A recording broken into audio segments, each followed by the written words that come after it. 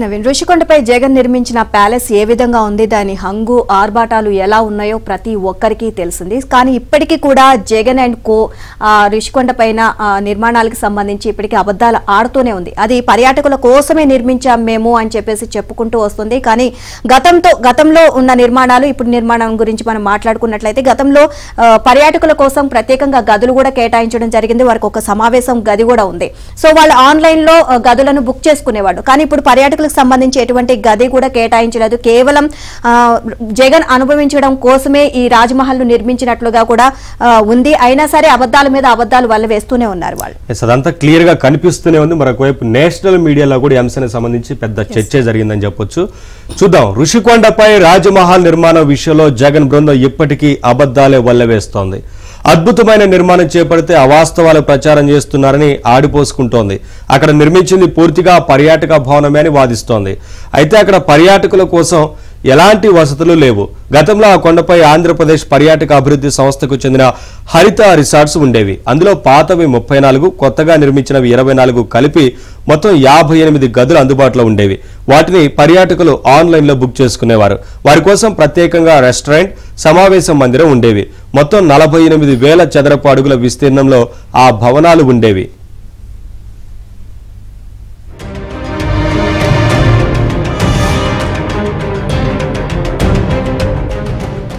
చక్కగా నడుస్తున్న వాటిని కూలగొట్టి సీఎం క్యాంపు కార్యాలయం నిర్మించుకోవాలని ప్రణాళిక వేశారు. ఆ ప్రాంతం సిఆర్జెడ్ పరిధిలో ఉండడంతో క్యాంపు కార్యాలయం అని చెప్పకుండా పర్యాటక భవనం అనే పేరుతో ఢిల్లీలోని కేంద్ర అటవీ పర్యావరణ శాఖకు దరఖాస్తు చేశారు. పాత గదులు కూల్చేసి పర్యాటకులకు మంచి వసతులు ఉన్న భవనాలు నిర్మిస్తామని పేర్కొన్నారు. అయితే అనుమతులు వచ్చిన తర్వాత అందుకు విరుద్ధంగా నిర్మాణాలు చేపట్టారు. హరిత రిసార్ట్స్ కు ఉపయోగించిన మొత్తం భూమి 9.88 ఎకరాలు కాగా అందులో 4.5 ఎకరాలే భవన నిర్మాణాలకు ఉపయోగించారు. అందులో 48,000 చదరపు అడుగుల బిల్డప్ ఏరియా వచ్చింది. అంతే, విస్తీర్ణంలో నిర్మాణాలు చేపడతామని ఢిల్లీలో చెప్పి ఇక్కడ అంతకు మించి భూమిని వాడుకున్నారు. 1,48,413 చదరపు అడుగుల్లో నిర్మించారు. అందులో కట్టిన గదులు కేవలం 12 మాత్రమే. అవి కూడా జగన్ దంపతులు వారి కుమార్తెల కోసం విశాలంగా నిర్మించారు.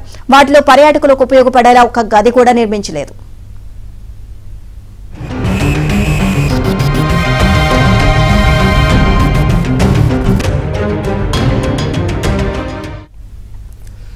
నూతనంగా నిర్మించే భవనంలో 7 బ్లాకులు ఉంటాయని కేంద్రానికి సమర్పించిన దరఖాస్తులో పేర్కొన్నారు. విజయనగర, కళింగ, చోళ, పల్లవ, గజపతి, వేంగి బ్లాకులు 5.18 ఎకరాల్లో నిర్మిస్తామని, మిగిలిన 4.7 ఎకరాలు పార్కింగ్ కు వాడుకుంటామని తెలిపారు. కొండ మొత్తం 61 ఎకరాలు కాగా వినియోగించిన 9.88 ఎకరాలు పోను, మిగిలిన 51.12 ఎకరాలను భవిష్యత్తు నిర్మాణాలకు వినియోగిస్తామని ఏపీటీడీసీ వెల్లడించింది. ఇక విజయనగర, కళింగ, గజపతి, వేంగి బ్లాకులనే నిర్మించారు. విజయనగర బ్లాకును 1, 2, 3గా విభజించి దానిని 3 బ్లాకులుగా పేర్కొన్నారు. అలాగే వేంగి బ్లాకును 1, 2గా విభజించి 2గా చూపించారు. చోళ, పల్లవి బ్లాకులను అసలు నిర్మించలేదు. చోళ బ్లాకు 0.65 ఎకరాల్లో, పల్లవ బ్లాకు 0.43 ఎకరాల్లో, అంటే 2 కలిపి 1.08 ఎకరాల్లో నిర్మించాల్సి ఉండగా ఆ విస్తీర్ణాన్ని కూడా విజయనగర బ్లాకులో కలిపేసి నిర్మించుకున్నారు. వాస్తవానికి విజయనగర బ్లాకును 1.8 ఎకరాల్లో నిర్మిస్తామని ప్లాన్లో చూపించారు. దానికి చోళ, పల్లవి బ్లాకుల విస్తీర్ణం 1.08 ఎకరాలు కలిపేసి మొత్తం 2.88 ఎకరాల్లో జగన్ దంపతులు వారి 2 కుమార్తెలకు కలిపి సుమారు 3 ఎకరాల్లో సింగిల్ బ్లాక్ విజయనగరంను నిర్మించారు. ఎవరూ వెళ్లకుండా దానికి ప్రత్యేకంగా గేట్లు ఏర్పాటు చేసి సెక్యూరిటీ కూడా పెట్టారు. ఇదే అంశానికి సంబంధించి మరింత సమాచారం మా కరెస్పాండెంట్ నాయుడు అందిస్తారు. నాయుడు, మొత్తంగా ఇప్పటికీ కూడా ఈ రాజ్మహల్ ప్యాలెస్ కు సంబంధించి అవాస్తవాలే వైసీపీ మాట్లాడుతున్నట్లు కనిపిస్తా ఉంది కదా, ఏంటి వివరాలు?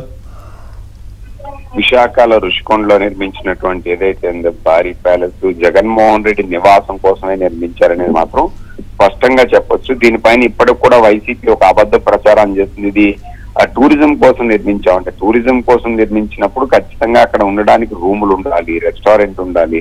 అయితే అలాంటివి ఇప్పటికీ కనిపించినటువంటి పరిస్థితి. అసలు ఎప్పుడైనా సాధారణంగా రిసార్ట్ ఏదైతే టూరిజం రిసార్ట్స్ కావచ్చు, వసతులు కావచ్చు, వీటికి కావాల్సినటువంటి ఏర్పాట్లు ఇప్పుడు వైసీపీ నేతలు కూడా కొంతమంది ఏం ప్రచారం చేస్తున్నారంటే పూర్తిగా ఇక్కడికి వచ్చేటువంటి అంతర్జాతీయ పర్యాటకులు కావచ్చు, విఐపీలకు కావచ్చు, ఎవరైనా ఉండడానికి 12 రూముల్లో ఎంతమందిని పెడతారనేది ఇప్పటికీ తెలియాల్సినటువంటి అవసరం ఉంది. ఎందుకంటే 12 మాత్రమే కేవలం నివాసం ఉండడానికి ఏర్పాటు చేశారు. మిగతా అన్ని కూడా ఓపెన్ ఏరియాస్. వీటిల్లో ఎలా ఉంచుతారు, ఎలా చేస్తారనే విషయం వైసీపీ నేతలు కానీ వీళ్ళు కానీ ఇప్పటికీ సమాధానం చెప్పినటువంటి పరిస్థితి కనిపిస్తుంది. ఇది కేవలం అనుమతులు తీసుకునేటప్పుడు ఇప్పుడు పర్యావరణ శాఖ దగ్గర కానీ మీకు ఫారెస్ట్ క్లియరెన్స్ కానీ ఇవన్నీ తీసుకున్నప్పుడు మాత్రం ఏపీటీడీసీ కోసమైనా తీసుకున్నారు, సో టూరిజం రిసార్ట్స్ కోసమైనా తీసుకున్నారు. పాత భవనాలు చూసుకుంటే సుమారుగా 48,000 చదరపు అడుగుల్లో ఉన్నాయి. ఇప్పుడు కొత్తగా కానీ చూసుకుంటే 148,413 చదరపు అడుగుల్లో ఉన్నాయి. అప్పుడు 7 బ్లాకులకి అనుమతి తీసుకోవడం జరిగింది.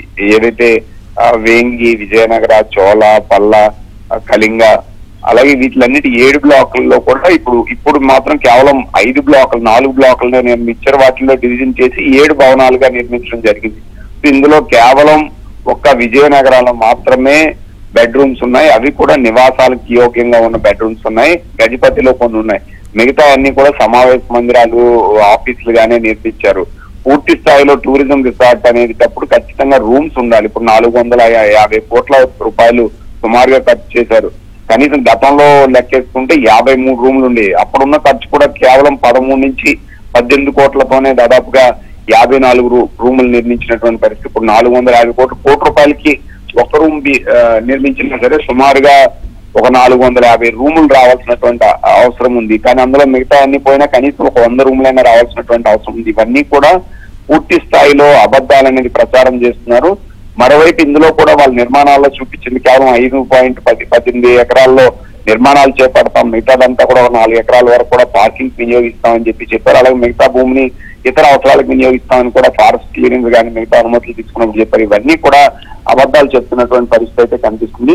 సో ఓవరాల్ గా చూస్తే ఖచ్చితంగా వైసీపీ నేతలు దీన్ని ఏదైతే తప్పు చేసి అన్యాయంగా అనుమతులు కానీ తీసుకోకుండా పూర్తిగా నిర్మాణం చేశారో దాన్ని అబద్ధ ప్రచారాన్ని బయట ఏంటంటే సమర్థించుకునేటువంటి ప్రయత్నం చేస్తున్నారనేది మనకు స్పష్టంగా కనిపిస్తుంది. ఇందులో మనం ఎక్కడ చూసినా కూడా కేవలం ఇప్పుడు మాత్రం 12 రూములు మాత్రమే ఉన్నాయి బ్లాకుల వారికి. కానీ దీన్ని ఎక్కడ చూసినా సరే నిర్మాణాలన్నీ విభజనలు పూర్తిగా డివైడ్ చేసి కొన్ని జగన్మోహన్ రెడ్డి 3 బ్లాకులు జగన్మోహన్ రెడ్డి వాళ్ళ కుటుంబ సభ్యులు ఉండడానికి వేరుగా చేసుకున్నారు. ఒకటి వాళ్ళు ఎవరితోనైనా సమావేశం అవడానికి ఒకటి ఏర్పాటు చేసుకున్నారు. ఏదైతే ఇప్పుడు ప్రస్తుతం కళింగ బ్లాక్ ఉంది ఇదంతా పూర్తిగా సచివాలయం నిర్మాణం సంబంధించినటువంటి ఏర్పాట్లు చేసుకున్నారు. అలాగే వేంగిలో ఉన్నటువంటి ఒకటి సెక్యూరిటీ రూమ్ గా ఏర్పాటు చేసుకున్నారు. మరొకటి ఎవరైనా విఐపీలు వస్తే వాళ్ళు కూర్చోవడానికి సమావేశాలకు ఏర్పాటు చేసినటువంటి పరిస్థితి.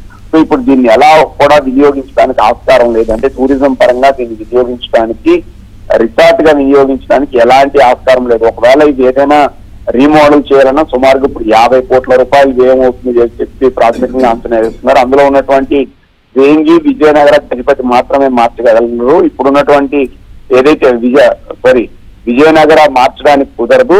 కళింగ, వేంగి, గజపతి ఈ బ్లాకుల్లో మాత్రమే మోడిఫికేషన్ చేయడానికి సాధ్యమవుతుంది. అది చేయాలన్నా కూడా 50 కోట్ల రూపాయలు ఖర్చు అవుతున్నటువంటి పరిస్థితి ఉంది. ఇక్కడ సరైన పార్కింగ్ స్థలం లేదు.